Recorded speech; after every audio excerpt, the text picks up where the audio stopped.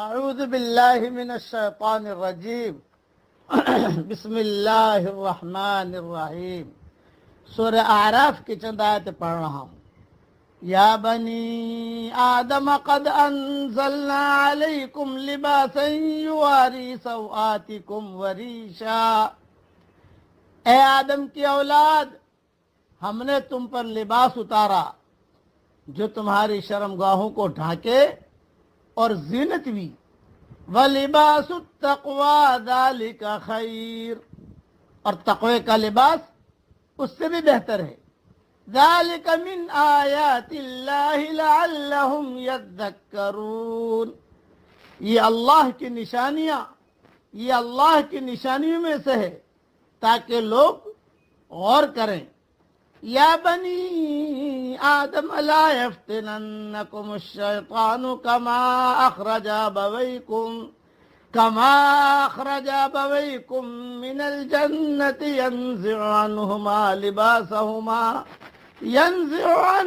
لباسہما لیریہما سوآتہما، اے آدم کی اولاد، شیطان تم کو بہکا نہ دے جس طرح اس نے تمہارے ماں باپ کو جنت سے نکلوا دیا، اس نے ان کے لباس اتروائے تاکہ ان کو ان کے سامنے بے پردہ کرے۔ انہو یراکم ہو وقبیلہ من حیث لا ترونہم، اور وہ اور اس کے ساتھی تم کو ایسی جگہ سے دیکھتے ہیں جہاں سے تم انہیں نہیں دیکھتے۔ اِنَّا جَعَلْنَا الشَّيَاطِينَ أَوْلِيَاءَ لِلَّذِينَ لَا يُؤْمِنُونَ، ہم نے شیطانوں کو ان لوگوں کا دوست بنا دیا ہے جو ایمان نہیں لاتے۔ مختصر اس کی تشریح سنیے۔ خدا نے انسان کو لباس دیا جو اس کی حفاظت کرتا ہے اور اسی کے ساتھ اس کے حسن و وقار کو بڑھانے کا ذریعہ بھی ہے۔ یہ اس بات کا اشارہ ہے کہ آدمی کے روحانی وجود کے لیے بھی اسی طرح ایک لباس ضروری ہے۔ یہ لباس تقویٰ ہے۔ تقویٰ آدمی کا معنوی لباس ہے جو ایک طرف اس کو شیطان کے حملوں سے بچاتا ہے اور دوسری طرف اس کے باطن کو سنوار کر اس کو جنت کی لطیف و نفیس دنیا میں بسانے کے قابل بناتا ہے۔ یہ تقوی کا لباس کیا ہے، یہ میں سمجھا رہا ہوں کہ تقوی کا لباس کیا ہے۔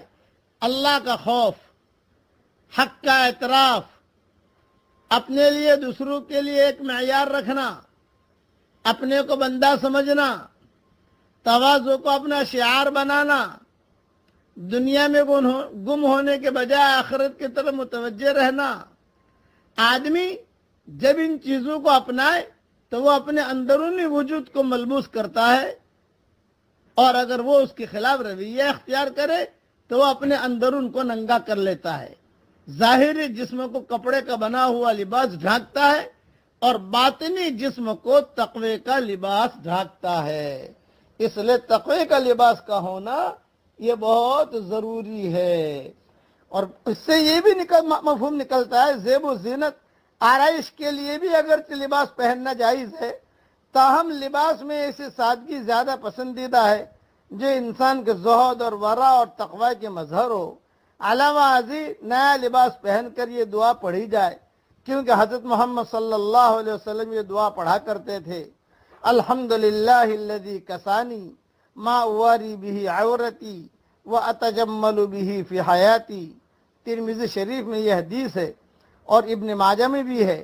ترجمہ بھی سن لیجئے۔ تمام تعریفیں اس اللہ کے لیے ہیں جس نے مجھے ایسا لباس پہنایا جس سے میں اپنا ستر چھپا لوں اور اپنی زندگی میں اس سے زینت حاصل کروں۔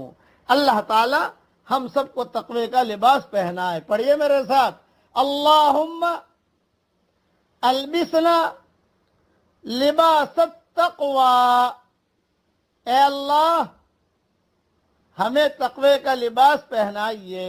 آمین۔ وآخر دعوانا ان الحمدللہ رب العالمین۔